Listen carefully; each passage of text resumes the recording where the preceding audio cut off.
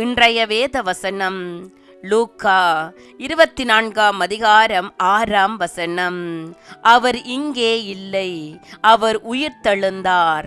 என் அன்பான சகோதர சகோதரிகளே, நம்முடைய இயேசு உயிர்த்தெழுந்தார். இன்றும் விடுதலை கொடுத்து கொண்டிருக்கிறார். உங்களை மீட்பதற்காக சிலுவை பலியை ஏறெடுத்தவர் உயிர்த்தெழுந்தார். தேவ திட்டத்தை பூமியில் நிறைவேற்றினார். அவரை ஆராதிக்கிற நாங்கள் அவரின் சாயலை உடையவர்களாக இருக்க வேண்டும். எங்களை நாங்கள் ஆராய்ந்து அறிய வேண்டும். இன்றைய தினத்தில் ஈஸ்டரை கொண்டாடி கொண்டு இருக்கிறோம்.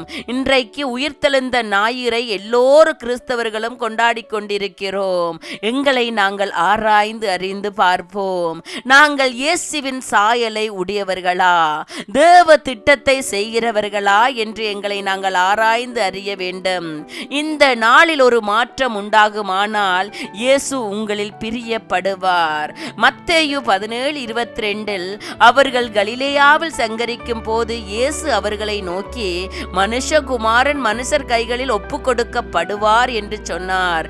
லூக்கா 9:22 மேலும் மனுஷகுமாரன் பல பாடுகள் படவும், மூப்பராலும் பிரதான ஆசாரியராலும் வேத பாரகராலும் ஆகாதவன் என்று தள்ளப்படவும் கொல்லப்படவும் 3ஆம் நாளில் உயிர்த்தெழுந்திருக்கவும் வேண்டும் என்று சொன்னார்.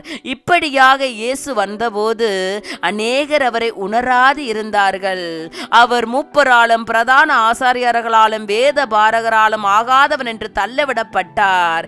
2ஆம் வருகைக்கு நாங்கள் தயார் நிலையில் இருக்கிறோம். நீங்கள் எல்லோரும் ஆயத்தமாய் இருக்கிறீர்களா?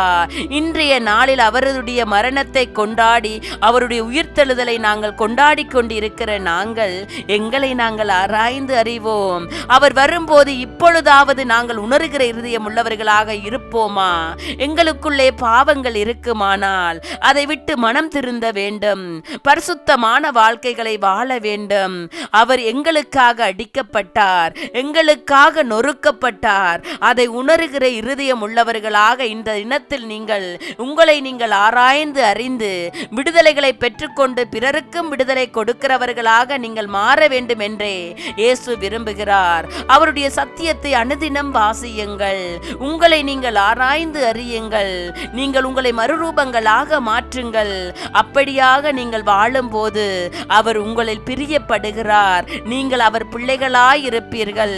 அவர் உங்கள் ஒவ்வொருவரையும் ஆசீர்வதிப்பார். ஹாப்பி ஈஸ்டர், உயிர்த்தெழுந்த ஞாயிறு வாழ்த்துக்கள். ஆண்டவர் உங்கள் ஒவ்வொருவரையும் ஆசீர்வதிப்பார். அல்லேலூயா.